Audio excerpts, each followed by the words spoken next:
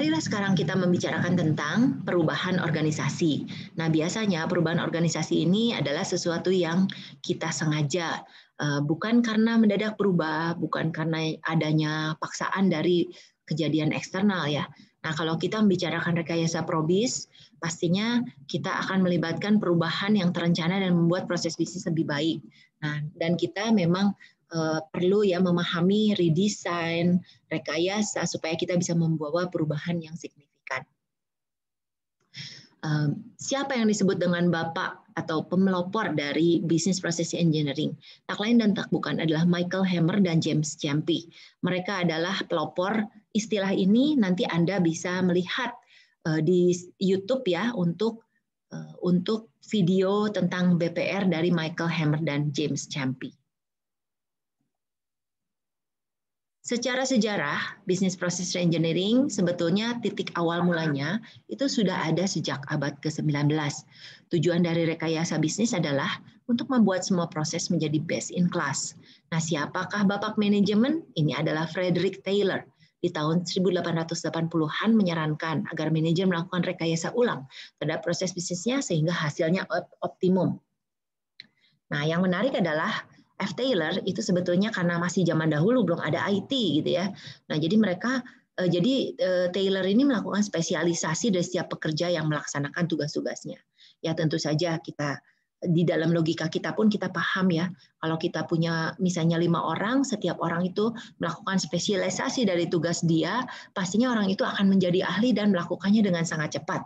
Ya, walaupun ya kita harus memikirkan tentang line balancing karena pasti ada satu pekerjaan yang lebih lama dilakukan dibandingkan dengan pekerjaan yang lain sehingga bisa terjadi bottleneck.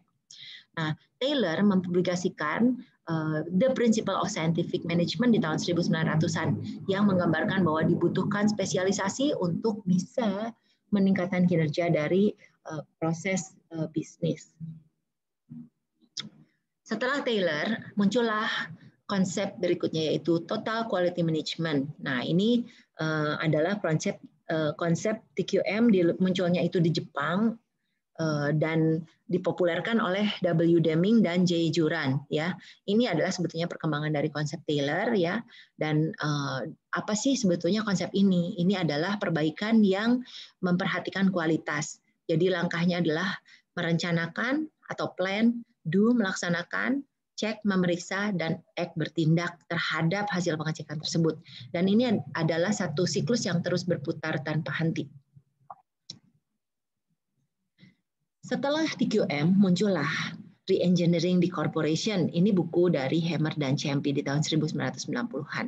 Nah, inilah orang yang melahirkan istilah Business Process Engineering. Melayani customer itu bukan satu tindakan mekanik, tapi sesuatu yang bisa menyediakan kesempatan untuk kepuasan dan memberikan arti. Nah, jadi BPR itu bukan teori, tapi adalah teknik. Tapi sayangnya pada saat buku ini dikeluarkan, Hammer dan Champy tidak memberikan langkah yang jelas bagaimana cara pelaksanaannya. Nah, kalau menurut mereka, definisinya sebagai berikut. BPR adalah fundamental rethinking and radical redesign of business process to bring about dramatic improvement in performance. Jadi untuk mencapai perbaikan yang dramatis dengan ukuran-ukuran yang kontemporer dan kritis terhadap kinerja biaya seperti biaya, kualitas, layanan dan kecepatan.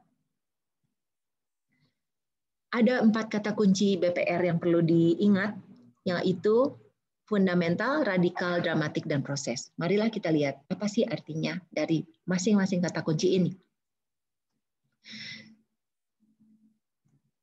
Nah, yang perlu diingat adalah BPR itu bukan downsizing, bukan restructuring, bukan reorganisasi, ataupun automation, ataupun new technology. Tapi BPR itu adalah merupakan satu perubahan yang luar biasa, ya. Karena BPR itu adalah perubahan pada strategi, proses, teknologi, organisasi, dan kebudayaan. Dan perlu diingat bahwa BPR itu tidak sama dengan TQM atau continuous improvement.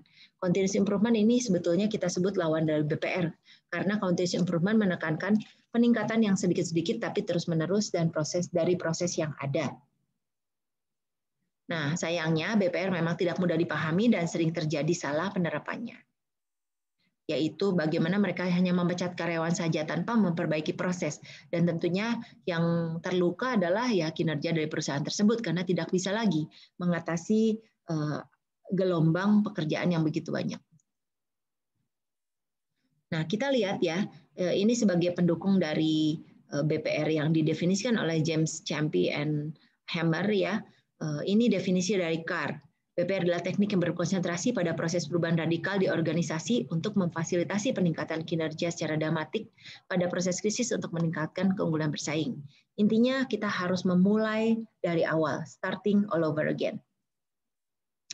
Jadi reengineering adalah membuang sistem lama, mengulang kembali dari awal. Ini berarti dari awal dan menciptakan cara yang lebih baik untuk mengerjakan proses kita. Marilah sekarang kita pahami 4 istilah kata kunci tersebut. Yang pertama, fundamental. Apa sih artinya? Mengapa kita melakukan apa yang kita kerjakan? Mengapa kita mengerjakan dengan cara yang kita lakukan? Nah, ini sebetulnya adalah untuk membantu kita mencari apa sih sebetulnya pekerjaan mendasar dari yang kita lakukan. Tidak boleh ada proses asumsi atas proses yang lama. Yang kedua, radikal. Kata radik sendiri berasal dari akar. Nah, perubahan tersebut harus pada akarnya, bukan melakukan perubahan yang pada ujungnya atau sesuatu yang asal dibetulkan, tapi akar masalah yang tidak terpecahkan. Artinya, ini kita bisa juga merombak semua struktur prosedur yang sekarang ada menjadi betul-betul baru. Yang ketiga adalah radikal, reinvent our business. Radikal itu berarti kita akan melakukan satu tindakan yang luar biasa, ya, membuat renovasi gitu ya, renovasi penciptaan ulang dari sebuah bisnis. Bukan hanya business improvement, business enhancement atau business modification, tapi kita memang membuat bisnis yang baru. Jadi mungkin saya bisa kasih contoh, salah satu yang radikal adalah toko buku menjadi Amazon gitu ya, yang dijual secara online. Itu benar-benar re-engineering yang luar biasa. Yang terakhir adalah dramatik. Nah, dramatik itu berarti kita membicarakan skala perubahan. Perubahannya tidak boleh kecil-kecil atau marginal atau incremental, maunya kita perubahan yang langsung besar berupa quantum leap dari kinerja yang ada. Selanjutnya adalah proses. Nah, kata kunci proses ini sebetulnya menggambarkan dan mengingatkan kita bahwa bisnis proses engineering itu harus perbaikan terhadap proses, bukan perbaikan terhadap struktur organisasinya sendiri, bukan perbaikan terhadap orang-orangnya diganti, bukan. Tapi kita membenarkan si proses itu. Ya, jadi kalau kita lihat proses itu sendiri, kita bisa melakukan perbaikan dengan melakukan hal-hal berikut. Contohnya ya, misalnya kita bertanya bagaimana kita bisa mengembangkan produk yang baru. Apa sih yang bisa kita lakukan? Apa yang kita bisa lakukan lebih cepat lagi?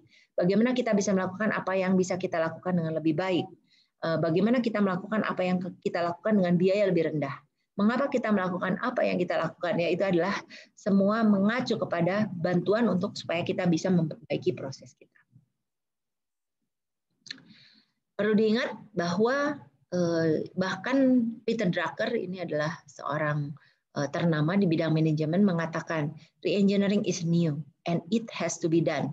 Re-engineering atau rekayasa itu baru dan harus dilaksanakan. Ini adalah contoh dari manfaat business process engineering yang sudah pernah terjadi di berbagai perusahaan. Hasil dari penelitian terjadi apa saja. Penurunan 70% penurunan terhadap waktu pemrosesan ya, cycle time. Kemudian 40% penurunan dari biaya. 40% kenaikan dari kepuasan konsumen, kualitas dan pendapatan.